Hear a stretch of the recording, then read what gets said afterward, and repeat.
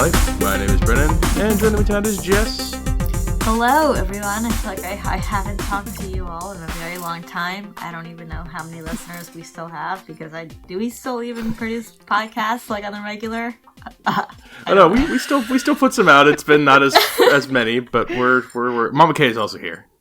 Well, for those who have been, everybody, patient and waiting on these episodes, if there are any of you that do that, thank you. I see the numbers; they're still out there. Surprisingly, I think we actually put out quite a bit, and I think we can probably get away with getting down to one a week. But that's a discussion for the new year after we've done our top 5 shows and all that. This is probably our last regular review of 2022 before the top 5 show and the draft show. But we haven't even said what we're doing tonight, because we're doing Avatar: The Way of Water. That's how we're ending the year. One of the biggest, blockbusteriest movies of all time gets its long-awaited, by some, sequel. Way of Water. Have you guys seen the first Avatar, I'm assuming, both of you? Yeah, I remember specifically, I saw it on Christmas with my brother, and it must have been when I was around 16, because I remember, like, it was cool that I could drive me and my brother to the movies on Christmas. That's how long the sequel's been waiting.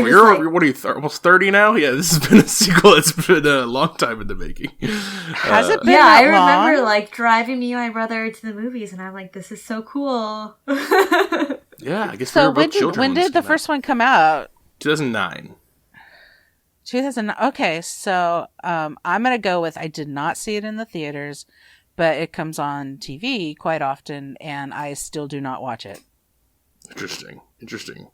I saw it in the theaters 3D like we did this time. Jess, I went with Jess and a friend of the show, Karen, and we saw it in 3D this time around. So it was a welcome return. I watched it the once in theaters. I maybe saw half of it on TV once, and then I never returned because I was lukewarm on the first one. That was fine.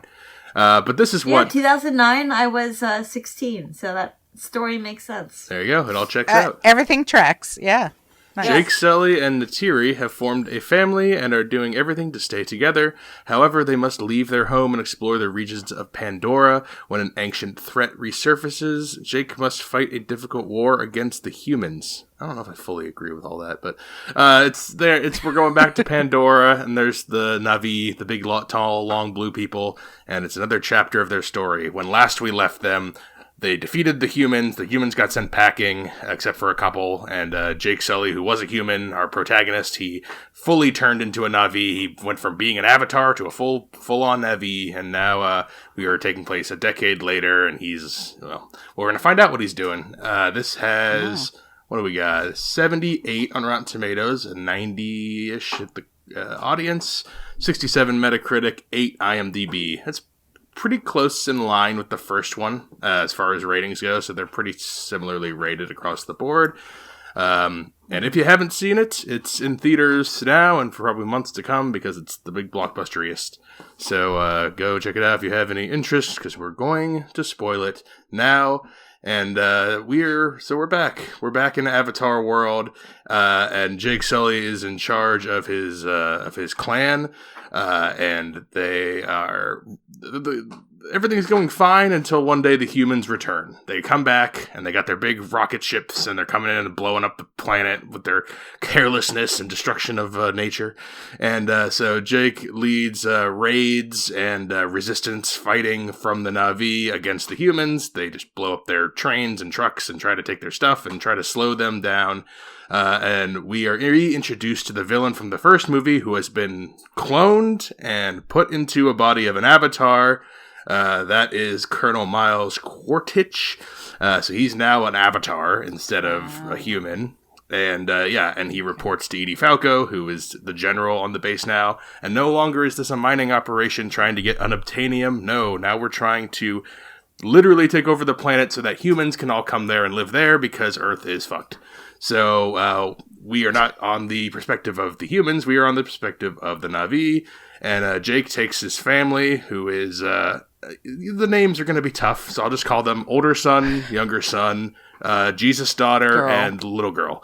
Yeah, so those 4 children are the family, and they are going to go and live with the water Na'vi instead of the tree Na'vi, because they're going to be in hiding there. And so the bulk of the movie is kind of that family learning the ways of the way of water, of the water people. There are hyper-intelligent whales. There are whale poachers. There is a little Tarzan kid who runs around and is friends with the Na'vi, but he's pulled to the humans, and all kinds of little side plots going on before our big conclusion of, once again, Na'vis fight the humans. So that's enough jumping off. Mama K, I'll start with you. What did you think of Avatar: The Way of Water? I feel like you summarized the whole thing, and I almost watched it all again through your summary because the only reference I have is Avatar Land at Disney World, and also the first Avatar movie. All I remember was there was a guy, like a human guy, who couldn't walk or something, and that's why he became a blue guy. Jake Sully, the human, was paralyzed, so that's why he was a candidate to be an Avatar. Right. So I don't understand any of that from there, and it wasn't interesting to me, so I never watched it. So I spent the first 10 minutes of this movie trying to ask the people that I was with, okay, so what does this have to, because they do try to do a little tiny bit of a summary at the beginning to kind of catch you up. But I was like, okay, but what does this have to do with the human guy who became a blue guy? And they're like, shush, shush, shush, so that wasn't working for me.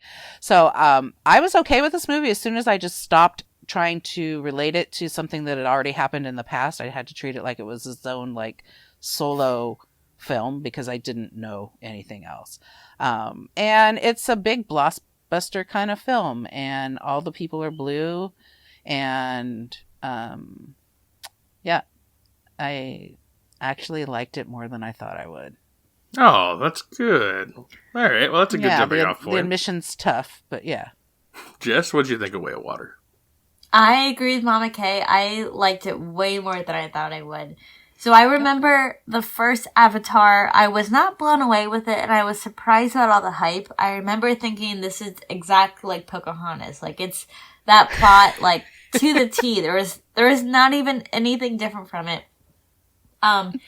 So I thought the second one would just be some regular, Disney plot, nothing special. It would Pocahontas 2? Yeah, basically, and yeah. maybe John Smith's family now comes or whatever. Yeah. Oh, boy. But that was not the case at all. Yeah, I was like Mama K. In the beginning, I was confused because I didn't remember all the details, and I was like, "Why are you after this guy? What's your motive? What's your reasoning?" And I, like you, also just let that go and just enjoyed the movie. And then I just really, really got into it. I absolutely loved it. I thought it was so good. I think the music, I never pay attention to music in movies. And the music in this is so, so, so good. I just love, the water and the animation. And you just feel like you're in this, dream kind of thing. But there was a lot of funny parts. I just thought it was so good. I loved it. I think what we are all in agreement on is we all enjoyed this more than the first one, which is interesting. The first one, I have the same problem that I think you said, Jess. You said Pocahontas. In my head, it's just so derivative. The first one is so every movie. The only thing that's special about the first one is the effects, is the world, and how cool it looks. If you don't see the first one in theaters, I think it's pretty boring. It's a pretty standard 3-star. The dialogue sucks. It's not very good, other than the visuals. This one, the middle story is so strange. It's such a weird choice. The middle's because an hour of this movie is a boy and his whale, and I'm kind of fine. I'm kind of fine with that. I was kind of enjoying that. The weirdness of the middle is they are brothers and sisters with these giant whales who are just as smart, if not smarter than they are. And they're right. The Na'vi are extremely to their nature. When something in nature dies, they all break down crying. They all feel it in their soul. They're all very into it. And so when the humans come back and they're just ransacking shit and just wrecking shit and it's wrecking the Na'vi people. And then their interactions with the whale people, there's Jess and I were laughing quite a bit in this. There's a lot of good comedy. There's some, I think, unintentional comedy. I'll point a couple scenes out that I was laughing, and I'm I don't know if we're supposed to be laughing here, but it's humorous. This one is pretty fun. I enjoyed most of this. It's there's there's a giant thing about the whole plot that doesn't really make sense to me, and Jess and I pointed out to each other a couple times, and we'll see if Mama K felt the same way. But I, overall, am also... I don't love it quite as much as Jess. I think I'm closer to Mama K, but an improvement on the first one. I like this. You did bring up a good point about, like, the spirituality between the animals and the avatars. There was definitely a big Native American kind of scene in this, which I've always been drawn to. I don't remember if that was the case in the first movie. Those details I don't remember, but even, like, the music reminded me of, like, the Brother Bear music that they had in the beginning. Just, like, this very... Yep. I don't know how to describe it besides Native American-y. Yeah, the first one has that too. The first one's a very Native American. Like, that's like... Yeah, drums and just like a background of jungle-y kind of situations. I mean, that's... The soundtrack, I have the first soundtrack downloaded because I love... Apparently that's the part I loved about the movie that I don't remember seeing. But it's very similar to the first one, and I think it plays really well in this film. Yeah, so, like, the people in this, we got Jake and his wife, Natiri, Sam Worthington, Zoe Saldana, then the 4 kids. So there's older brother, who's perfect, not perfect, but, like, ideal son, next up-and-comer warrior guy. Then you have the younger son, who is more fuck up son. Yeah, exactly, fuck up son. Yep. He's the main son we follow. We follow way more him than the older son. And then there is Jesus' daughter, who's what I called her in the middle, because I'm like, she's Immaculate Conception, and she, like, talks to the plants or whatever. She's Jesus' daughter. Well, I called her the autistic daughter, so I don't know which one of us is more politically correct. Oh, no. Wow, Jesus could have been autistic. We don't know. I was just going to say, are those mutually exclusive? I don't think so. A lot of strangeness with that, and then there's a younger daughter, and then there's the other tribe. There's the leader, the pregnant wife, who's like the queen of the tribe, and then they have a son as well, and a daughter who the son is like a dick to the new people, and then the daughter is like has a flirtatious thing with one of them. It's his love interest, exactly. The older one. Yeah. Then there's Tarzan boy. What was it? Oh, I can't. I thought the couple was with the younger. Well, okay, the middle son. Younger son is with the daughter. And then the pretty... Yeah. Okay. Wait, is the little kid a girl or a boy? The littlest one's also a girl, isn't it? The little one's a girl. Yeah. Okay, the little one's a girl. Yeah. Okay. Yeah. And then there's Tarzan boy, and then there's the villain, and then there's the villains. The main villain, who is... Oh, it's so weird, but, like, I kind of like it. He's the clone of the first villain, and now he's an avatar. And his son, the original guy's son, is the Tarzan boy, right? The Tarzan boy who got left behind. We find that out in the movie. Yes. I thought that it was like his nephew or something. I didn't think it was his actual son. It was his pre-cloned son from the first one. And we don't know there's a son in the first one because he's like a baby in the first one. And now he's like a little boy or whatever. So, yeah, that's... His son. I thought it was like an uncle or a friend. I didn't know. And that's maybe that will help you with it, because I know there were sometimes you were annoyed that the kid didn't turn on the humans more or quicker or like did more to escape. But like, yeah, he's the actual son of that person of the colonel. Right. That makes the end of the movie more tense. I mean, that's where it makes it make more sense. Otherwise, if you think it's just a guy, then it doesn't make sense. Yeah, then it's like, not if quite it's a father. Yeah, I thought it was like an uncle. Okay, well, that might help you a little bit there. And then, other major characters. Everyone else is like the main general woman is hardly seen. Edie Falco's character is hardly seen. And then there's the poacher guy. There's like the main poacher guy who's like, let's fucking kill some whales, get some money. I fucking hate that guy. And there's him, and then there's like the scientist guy who like has to work for him, who like doesn't like working for him, but he has to because he has no choices because he wants to do his research and he needs funding from Asshole Man. These are our characters, is what I'm saying. What do we think of these? What do we think of these characters? Back to you, Jess. Like, whenever I think of that guy that you just impersonated, I just want to, like, I have so much rage in me. Like, I hate that guy so much. They made him such a hateful character. It's effective. Like, it worked. It really did work. So I guess I did a good job because it was very effective of how much I just hated seeing him on screen. Like, whenever I moved to him, I'd be like, can we go back to, like, Kitty playing with, like, the shells underwater or something? Because I hate looking at this guy. he gets his comeuppance. He gets his due. I was just gonna say, yeah, he gets it in the end. So, and I called the other avatars the G.I. Joe avatars, the ones that were in the military. Yeah, so that's another, That sounds right. I guess, a differentiation. Avatars are humans that are blue, like that humans that get turned into the Na'vi are avatars, and then like the native blue people are the Na'vi. So there's the distinction between avatars are humans pretending to be Na'vi, and the Na'vi are like the native to the planet people. But except for Jake, Jake has become, and that's why they make a point of the. How did that happen? At the end of the first one, if I remember correctly, he's supposed to be like a spy in the first one for the humans, and then he falls in love with the Natiri. Zoe Saldana. Yeah, Zoe Saldana, and then the Tree of Life, like because he has like a pure heart, gives him like allows his body to be fully transferred from the human form into the Avatar to make him full Na'vi. Oh, and that's why, so like Shrek and Fiona, how Fiona turns exactly like that actually. But how Fiona turns into the ogre, that's exactly what it is. Like, oh, you're supposed to be beautiful, but you are beautiful. It's very much like that. But there's still human in him because we see the biological kids have 5 fingers like a human would, where the Na'vi have 4. They kept saying 4 and 3. I guess they don't count thumbs in that universe.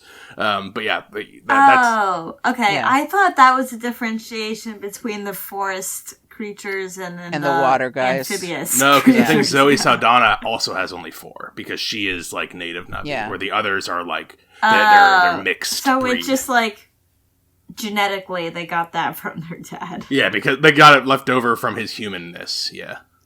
All right. Okay. I get that. All right, so we're all on the same page. Okay. Was it weird? Okay, so maybe it wasn't weird for Jess because I don't know if she was going to know the actress, but Kiri is Jesus' daughter or autistic daughter, whatever you want to call her. And I swear they were calling her Kitty. Kitty? Oh. It says Kiri here. Maybe that's how they pronounce it in Na'vi. I don't know. It definitely sounded like Kitty. It's voiced by like 70-year-old Sigourney Weaver, which for me sounds weird because I could tell it's an old woman voicing this 14-year-old girl. Maybe, I don't know if you could tell, Jess, but like that actress is like the same actress as the mother in the flashbacks, who they blast with light to make her not look 70 and make her look, 40 or whatever. It's a small complaint, but a little distracting, and makes that character feel a little more like fakey fake to me. But I don't know if you could. Okay, maybe did you notice that? 'Cause did you know that was Sigourney Weaver? I didn't know that was Sigourney Weaver, but I could tell that was the character that was the old soul of the universe, which makes sense if you're going to use Sigourney Weaver and from her brilliant movies in the 80s, and now we're in 2020. Yeah, that makes sense. I don't know that it bothered me. I think if I would have known, I would have been sitting there kind of picking it apart a little bit, which I wasn't. I pick apart Zoe Saldana's accent a lot more than I think I was concerned with the other thing. Sometimes, I have a hard time following her character because I feel like she's Zoe Saldana and she's not whatever character she's playing. So she reminds me of her from just like any Gamora, the pirate when she's in the Pirates of the Caribbean movies. Yeah, she's kind of that same character here. Yeah. That whole same deal. But the other characters, I mean, I understand why they had to have so many kids, why they had to have the little one, because that was somebody's, at some point that the baby's in danger and all of that kind of stuff. But, I also did not enjoy the, human who was out there just to be like, yeah, let's go mess up some whales, man. This I really did not enjoy him. And I called the other big guy that you called G.I. Joe, I called him John Cena. So I think we're there you go. Yeah. John Cena the Avatar. All right. And I don't know the guy who plays like the main Avatar Na'vi guy. I don't know him as an actor. So Sam Worthington? Yeah, not really. He didn't do anything. I guess maybe like Except he was supposed to be something. Yeah, well, he's supposed to be something in 2009, and then other people were like, "Oh, maybe not." And then they didn't make him their Avatar for 13 years. His big break was like literally the biggest movie like in the world. Yeah, and it was him being not his face for 80% of the movie. So we barely see his human self in that. And this one we see 0% of his human self because it's gone. Right. So there's like, you're the biggest actor in one of the biggest movies, and no one knows who you are, and no one knows. I'm sure he's in other things, but. Yeah. Yeah. I mean, good for him. Yeah. He's got a job now for it's. I mean, this is just making money. There's going to be more. It's supposed to be. I think they already filmed the third one, so that at least will come out. But yeah, that's it. Oh yeah, it does say it comes out in 2024. Yeah, we'll see. This was supposed to come out many times, and we'll see. At least it's filmed. Yeah, well, though. you've got James Cameron at the helm, and he's gonna nitpick it to death. So yeah, he takes a long time to make his shit. I mean, he's made a lot of things, and most of it's good. So good for him. But I like the kids. I like the kids in this. I thought I would be annoyed by why are we following the kids so much? Let's get back to the adults actually handling shit. But the adults are kind of boring. The adults just kind of sit around and hide and don't do anything. The kids are the ones doing fun stuff. I agree, and then together with the whole whale situation and how that works with their bond, how they bond with nature, and how the kids from the two different Na'vi tribes have to figure out how to get along. I think that's cool. What do you think of watching the learning curve? Oh, watching the learning curve of how to adapt to swimming in the water, breathing in the water, just living a whole new life than what they're used to.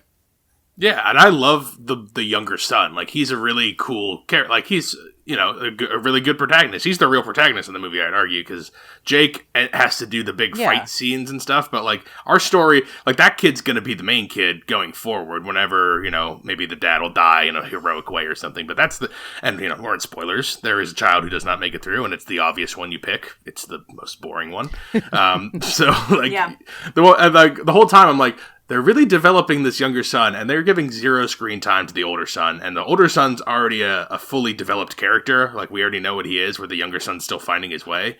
Guess we're going to have to kill the older son then to add drama and tension? Because, are they going to kill a kid? I mean, it's a blue kid, but are they going to? And good for them. Yeah, they're going to kill a kid. Yeah, and they blame the younger son, so even more tension. Right, he blames himself. I'm sure Jake, deep down, really blames himself. Well, we're still on characters. Tarzan Kid. What do we think of Tarzan Kid and his whole plot? You know my reaction. I was expecting so much more out of him. He just had that same stupid face the entire time. A little frustrated, a little confused, with a lot of, that's it. Frustration and confused, with his jaw open. I was expecting him to really fight for his family, his blue family, and figure out how to get back there, or be a little spy. But he does, nothing. I heard you complain about this. I'm eventually he does, but I guess, what do you want this unarmed 14-year-old boy to do against these dozens, probably hundreds of armed military professionals? How do you want him to defeat them? They showed him so much, so I thought it was just forecasting or anticipating that there's going to be some sort of turn. Well, I think it's supposed to make us think will he turn on the Na'vi and actually rejoin the humankind? Right. And then he chooses not to. Right. He chooses, when the Na'vi show up out on the battleship in the third act, he could either side with the humans and his kind of biological father, or he could. But they pictured the humans to be so bad. It's almost as if, why would he want to be there? He has his true identity with his blue family. Right, and that's why he doesn't join ultimately. But we see him when he's flying with his not dad on the dragon thing for a while. There are parts when they're not doing the military stuff. They're just they're trying to bond and trying to make the best of it. But then as soon as they show up to the village and burn everything to the ground, that's when he sees their true colors and he can't go along with it. Yeah, I guess he was being a little bit blindsided. I don't know. I was expecting more out of him. What'd you think of it, Mocha?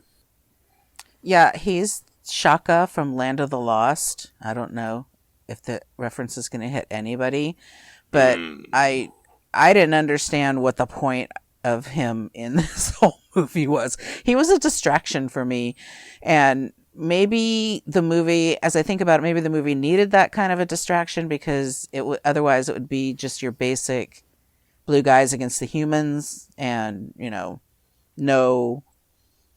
Why would we hang out with the humans at all? Why would we even want to follow any of their stories? Well, we follow it because now we've got Shaka, Tarzan boy. Well, that's what we needed. We needed a reason to care when the humans were on. Because if the humans are on and he's not there, then they're just assholes and they just destroy everything. And then it's we don't like them, but we're not gaining anything new. When he's there, there's at least an internal. Anyway, though. Yeah, but when he's there, I'm oh, he has an internal struggle. At least he has to fight his humanness versus his Na'vi-ness, and then if they're in danger, like, are they going to hurt this kid? Like, I don't want this kid to get hurt. He hangs out with the children of the Na'vi that I like. Like, he's part of the good, Right. like, in my head, he's part of the good guy team still. And, like, I don't want something bad to happen to him. So it adds stakes to when we go back to the humans. It's not just, let's make some money and, like, yeah, burn their tribe to the ground. Like, if that's all the humans are, then I'm like, I don't know, that's kind of boring. Like, there's got to be some, like, decent humans out there. Otherwise, it's too much. It doesn't feel real. I thought he could be disposable, though. I thought maybe that was going to be the thing, is that he was, that's what was going to set people off, is that he's going to die. And now everybody's mad. Now his so-called dad is mad, and so is his actual blue family, So they didn't go that path. And Zoe Saldana does not like him. We know that, too. And I thought, in the third act, when Zoe Saldana pulls out a knife on little Tarzan kid, I'm like, oh. Yeah, she's going to off him. I thought maybe, because she just lost her son. She's all done. Like, right. Son for a son. She says it. I'm like, in my opinion, like, that's not really a redeemable trait. That's a villainous trait to do that. That's going too far. I was like, ooh, Natiri. Yeah, but she went absolutely, like, batshit, like, angry mama. Yeah, she's a mom. No, yeah. I understand the reasoning. She basically led that war because of her rage of her son dying, which, like, you completely understand, but, like, her character just did, like, a complete 180. I was like, I at that point, I started to, like, lose. I'm like, I don't know if I can be with her anymore. Like, she's gone off the deep end. She's gone, like Anakin Skywalker. She's her rage to defend her family is now putting innocence in danger. A family friend of years. She's losing the shit there. I had one other thing with Carrie. Oh, there is also one other sympathetic human, and that's Jermaine Clement's character, the scientist guy. I don't know if he died or like what happened to him, but I like the idea of a couple of humans being sympathetic to Na'vi. And what I really want in the next one, I want a bad Na'vi. I want a bad native Na'vi who likes what the humans are doing and is tired of the whooshy nature bullshit, and they want to help the humans. I want to see that. I want to see a Na'vi turn. I don't think it's gonna happen. But it would be so interesting. I can see that happening, though. I can totally see that, because that would just be the flip flop of this movie. So it's something kind of easy for them to follow into. I could maybe see there's because we got the forest tribe, we got the water tribe. Maybe there's a volcano tribe somewhere, and they're now we need hiding. Scar. Yeah, exactly. Scar to enter the picture. Earth. Yeah, earth, water, fire. Oh yeah, we've already established Avatar is extremely derivative. None of this is original. We've said a dozen other stories and movies that take all these same elements and character types and do the same themes, but it's the visuals Disney and like stories. Yeah, but it's the visuals and the new world that give it its life. Visually, this is amazing. Like, it looks great. Yeah, it really does. It looks good. Did you see it in 3D? I did not, and I didn't even see it in IMAX because we couldn't get tickets. So we just saw it on a regular screen, and it was still all-encompassing. I had a friend of mine who saw a 4D screening of this, which is where they do, like, they put smells in the theater, and they, like, move your seat when things happen, and they do little splashes of water. Like, I didn't know they were doing that at regular theaters. I kind of wish I had seen it with that. That would have been pretty cool. I would have liked the full immersion. I didn't even know theaters were built to be able to do that. Most aren't. I think there's one. There's one like an hour away from us that does it, Jess, in King of Prussia. Because I knew like I had that shit at like Disney World, but those were like little like Bugs Life made for that. Yeah, no, not like Bugs Life, like Bugs Life, but in the 21st century, like updated to now. There is I have a weird hang up, and I don't know if anyone else sees it because I watched it 3D with you, Jess. It looks so smooth that it looks like a video game cutscene, or it's just like so silky smooth that like. Call me old school. For me, it's a little hard to get used to because the movie's so like beautiful and interesting looking.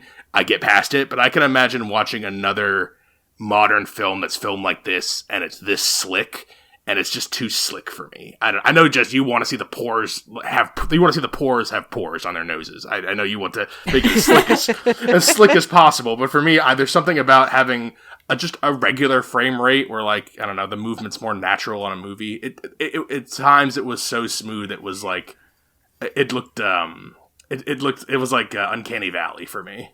I forgot it was 3D. I guess it was that good. You didn't even, like, realize you were wearing the glasses. Or I agree with that. It wasn't so much the a regular 3D. It was just machine. the incessant smoothness of the camera work or something. I don't know. Maybe it's because it's literally all made in a computer. Like, I don't know. Like, if what Yeah, I don't think. I mean, there's not when you make a movie like that. There's no reason to have glitches and blubs and things like that make movie making sort of naturalistic. Well, yeah, I think this it's is not a natural world, so no. I think if you're going to have that, if that's going to be the thing, I think this is the kind of movie to have that in. So, and that's why I it agree. didn't It was bother very, me. Yeah, yeah. It is like going to Disney World. Like if you're on the Avatar ride at Disney World, that's what it feels like to me. Is just that same you're right. Everything's very airy and smooth and perfect. It's just kind of perfect. But I think that's why I liked it so much. I think that's part of it. I like it. This is a very Jess movie where it's like it's still got like the themes are pretty simple. I think the dialogue's not very good. I stand by that. I don't know if did James Cameron write this. Whoever wrote this, it's like they don't talk naturalistically, and not like they're aliens. They don't talk naturalistically. Like they talk like very written. It doesn't feel like a conversation when these characters interact. It doesn't feel like their character traits don't come through with how they are conversationally. Conversationally, yes. They all sound like they're from the same school of conversation. Do you know what I mean? Yes, like, they're from the same monotone world of the same person wrote all of our dialogue, which is yes. actually There should be differences. Writers, there should be differences at least between the Na'vi and the humans, and it shouldn't just be the tone, the loudness of their voice and the screaminess of them. I agree with that. Yeah, but I don't go into this expecting that. So like, hey, no.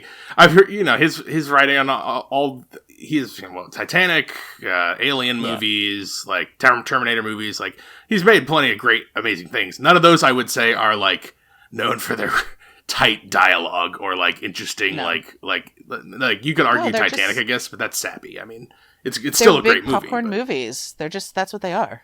Yeah, he's like good Michael Bay. Michael Bay wishes he could be James Cameron, and Roland Emmerich wishes he could be Michael Bay. And James Cameron's just at the top counting money. So, well, I mean, yeah, he's made all the money. Jesus Girl. Oh, go ahead, Jess. Yeah, so actually, I was actually about to just talk about her. Perfect. So one thing that I thought was going to happen was I really anticipated she was going to somehow like save the show. Because she obviously has these powers that she can connect to animals or water and at a deeper level than anyone else can. So in one scene, she connected with a plant and she saw her mom and it was very realistic. And then she had like a seizure. And I'm like, oh shit, like what? And then did she have like a bloody nose or something? I forgot. And is that when I said like, oh, it's 11? You did, yeah. But then... So I thought she was going to do something so profound, like it used like all her power, like similar to 11, and then she like almost dies or like gets in a coma because she really tried to use like whatever she could to overturn the G.I. Joe avatars, but that didn't happen. She did use her power and she did save the day, but all she did was like make some fish light up and help people find their way. I think they're saving her big power attack for the next one because you're right.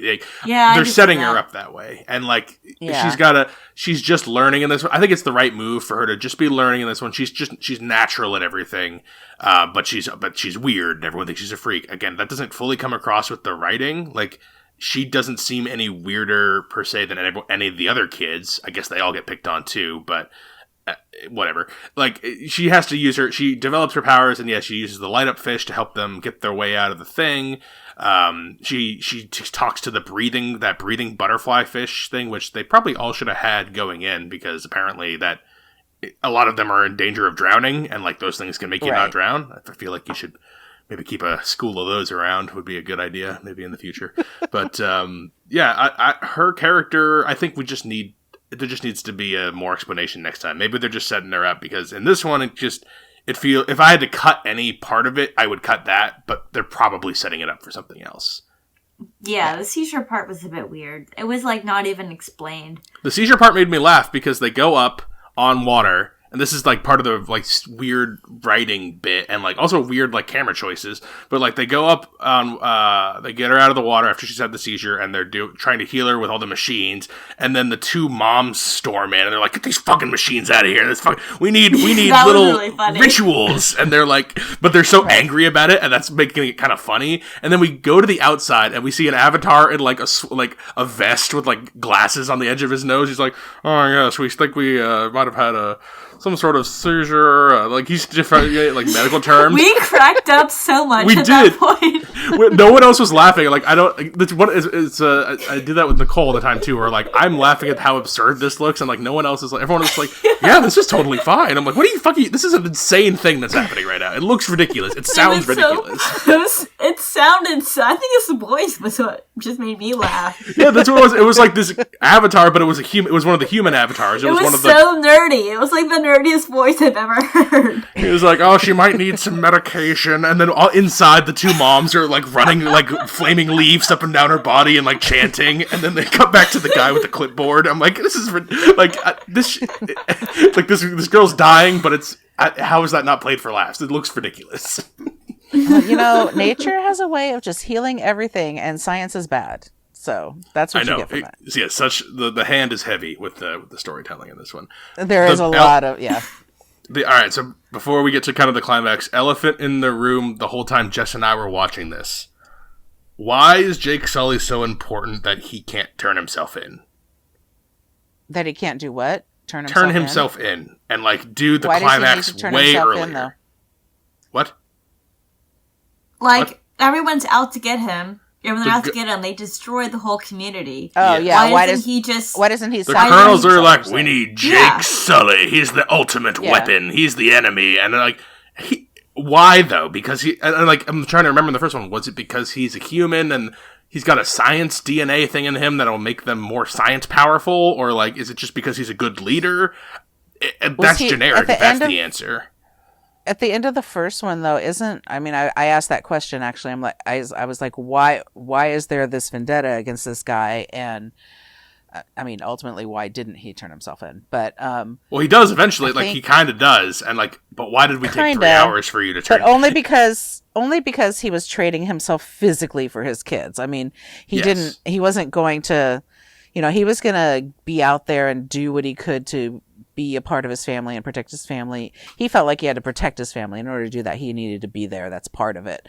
But I feel like your dad said something like that he was, by turning into the Na'vi at the end of the first movie, there was full-time Na'vi.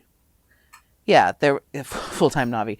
That there was issues with the humans about that. Like maybe this is that's what the beef is that. Well, yeah, the Colonel having beef with him makes sense. He has a vendetta because he's responsible for his human death in the last one, and he was supposed to be a spy for them, and he Benedict Arnold them. He joined the Na'vi full time. That's what the whole thing is, though. The whole thing is about that general's vendetta. It's not really about humans' vendetta. But why? So because the other humans had a different goal. If you remember, their goal was not this guy.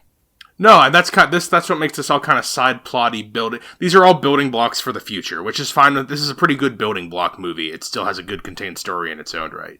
But I don't like the other part of why the humans are interested in what's going on in Na'vi world. So I want to see what's going on there in the next one, but I want to see what's going on with Edie Falco and like terraforming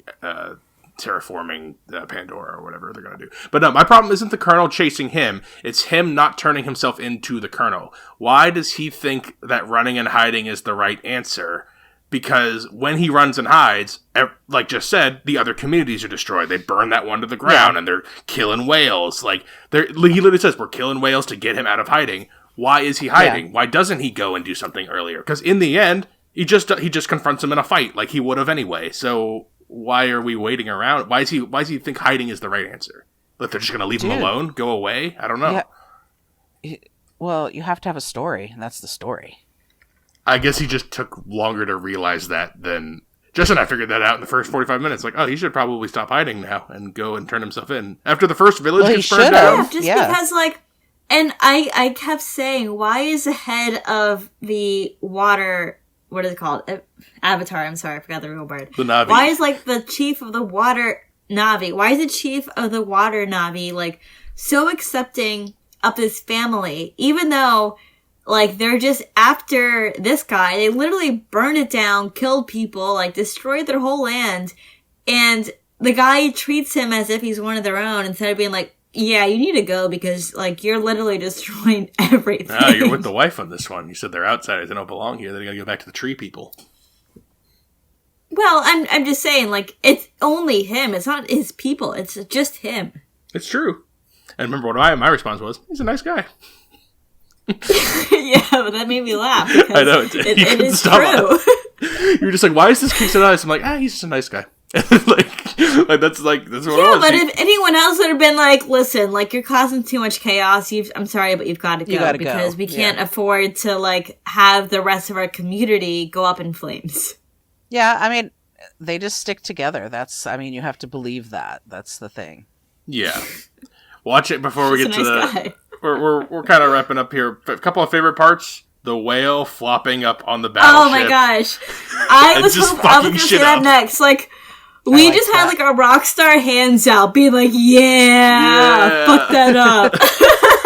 The guys are like grabbing machine guns. He's just swatting them with the tail, and like I love when he grabs the harpoon and it misses, and then he like wraps it around his mouth, and he's just dragging him along and smashing him into rocks. Oh, it's so great! It's so satisfying. And it takes a while. It's not even like one rock. It's like 4 rocks that he has to smash him into before they're like completely gone. Yeah. And before, like, the whale first jumps on the ship, you see him underwater, like, smashing rocks, and you see, like, his rage and his anger, so the audience knows that, like, this whale is reacting to the violence that's happening above water. And so, like, when he jumps on the ship, like, you really know that he means business. Yeah. I was He's there to take him out. On the introduction to, like, our main whale, the one who, like, lost his fin, lost his pod, and he's been excommunicated because he led a fight back against the humans. You mean the Nemo? first time. Yes, Nemo. Okay, Big Nemo. So why, like, his introduction's strange because, like, the middle son gets lost in the water because the bullies sent him, like, got him stuck there. They tricked him. And so he gets attacked by that big, like, other fish thing. And then bigger whale comes and saves him. Was that set up and I missed something? Like, did they have a whale story beforehand? Or, because to me, because when the whale is introduced, I'm like, oh, where did this giant whale come from? And then all of a sudden they're friends. And like, I accept it pretty quickly because I like their relationship. I think it actually works. I like when they go like, and they have subtitles come up. I'm like, that's silly. I like it. Like, I like that this movie is willing to do that. Was that set up? Yeah, or no, there was no whale beforehand. Because I remember when he was like badly wounded or he couldn't breathe from that other big fish, and I was like, he needs a dolphin to save him or something. And then basically that's what happened. Like, the whale came and brought him up to air. I did Qui-Gon Jinn from The Phantom Menace. There's always a bigger fish. So, okay, well, what did we... Yeah. I have something. What did we think about the whole... the reason they're hunting whales is because of this, like, fountain of youth garbage thing that is inside the whale's brain. Like, I mean... Why? Oh. I think it just has when to be they something... pulled that vial that had, like, gold liquid and they're just Yes. like, this can make me live forever or something. Yes. I thought it was I good. forgot about that. I actually liked it because it just made a lot of sense to me. Like, they killed this big, beautiful, giant creature for a purely selfish thing because it makes you not age. It's very killing a unicorn. It's like killing rhinos. Sure, killing rhinos to get the horn because the horn has special properties. Same kind of thing. And it's very human because... Oh, no, I hate it. It's good. It's effective at making you hate the humans because they take the thing and then they're like, all right, toss the body overboard. And they're like, and the one guy's like, that's it? We're not going to use the meat or something, anything else? And they're like, no, we just want this one little vial of brain fluid, throw the rest of it away. I'm like, that's so fucking classic. I know we're saying human, but American. That's so American. Yeah, did you have to kill a whale to take a sample of that, like, gold juice? Yeah, that's all it was. It's because this juice is worth $80 million. Everything else is worthless. Throw it all away. I'm like, that's so us. That's such a dick move. Oh my god, I'm such an anti-wasting person. So it just was so. I was with Jermaine Clement there. Where like he's the scientist. He has to do. I wish we got more of him, and I don't know if he's coming back. I don't know if he died or not because that boat gets smashed up. But like he falls overboard. We don't see him die like we do the guy who gets his arm ripped off, thank God. But like the scientist man, like good. He was conflicted, and I want to, and like the wild Tarzan boy, he's constrained by the side he's on. Like, even if he doesn't think the thing he's doing is right, he needs to do it because if he what's the alternative? I turn on the military guys and they kill me. Like, that's the like I don't have a team here, you know. I don't, and I can't. Right, he made a choice at some point. He made a choice at some point, and that's what he's going to have to live with, and that's what they realized. Right, he made a choice, and he's got to lay in it, basically. And he, you know, I think that's interesting. The conflicted characters like that are interesting ones. That's why I like the Tarzan boy story, maybe more than you guys do, because I like seeing a guy who's like, I'm on this one side, and then the other side's like, oh, really? But you're really us, and like, can't you see? And then they're kind of like, oh, I kind of see that. I do kind of see how I'm like you. And then they do something horrible, and you're like, oh, wait, I'm not like you, actually. I like that push-pull. And that's why I want to see evil Na'vi in the future. I want to see capitalist Na'vi come in and like be like, yes, let's slaughter all the... Finally, humans have showed up and given me the path to my own selfish wants. Like, I think that could be interesting in the future. It's definitely going to be the fire Na'vi. Yeah, fire Na'vi, rock. Yeah, we got to have all the elements, just like Avatar. Just like the other Avatar, yeah. The bad guy dies, but then he doesn't because his son feels bad and saves him, but then his son leaves him. I know. Yeah, that last 3 minutes just opened it up for Avatar 3. I hate it. Yeah, and that's that. We zoom in on Jake Sully, they've lost their son. And they got to address what's her name, Zoe Saldana, threatening the kid. Like, even if she wasn't ever going to do it, she had that wild mother look in her eyes, and like they got to address that in the future. So I'm curious to see how they go with that. I want to see the development of Jesus some Girl. Identity questions there. Yeah, Katie's definitely going to enhance her powers. The biggest triumph of this is that I actually am interested now. After the first one, I was like, this is the $1 billion movie. This is the right. box office smashing, highest grossing movie, and at the time, you know, and it's probably still top 10 all time. Like, this is it. It's so bland. It's like, it looks great, but it's the blandest story ever. And I'm kind of interested now. I'm surprised that I came away with it. I'm surprised. The water really helped. The water helped. If they're all on land, I don't think it would be quite as interesting. The water helped. Water helped. Way more mystical. And the fact that this movie was basically about the blue people, like, I didn't have to follow a transitionary phase of like people into other kinds of people, and they've left that like, yeah, that doesn't. I don't care. So I don't mind that. I mean, I could see myself being interested in what happens next. It could flame and die for me though at that point. Oh, it could be terrible. It could be cheesy garbage because the writing still sucks for me. Like the storytelling's better in this one. Like, it's more unique. Like, they take more chances. Having the whales go and have subtitles, that's a risk. That people could roll their eyes and think that's funny, like me. But I think but that makes me actually like it more when they have the doctor character prescribing things to the Na'vi because they think she had a seizure, and then they're doing medicine shit in the other room. It just makes a giant whale flopping on a boat and just knocking shit over. Like, it just makes fun. The whale part, like, I think you and I were the only one that like lost our shit laughing. We did. We lost our shit, but like, it's just little choices like that make it like a little weird, a little different, and a little more memorable and more fun. It's not just the blandness that the first one was. This one had some sparks of ingenuity. He let his imagination go a little further with this one, and that's why well put. That's why I'm recommending Avatar: The Way of Water. Okay, you gonna recommend Avatar: The Way of Water? I'm going to go ahead and do it, even though it seems like something I shouldn't do. I'm going to do it. And Jess?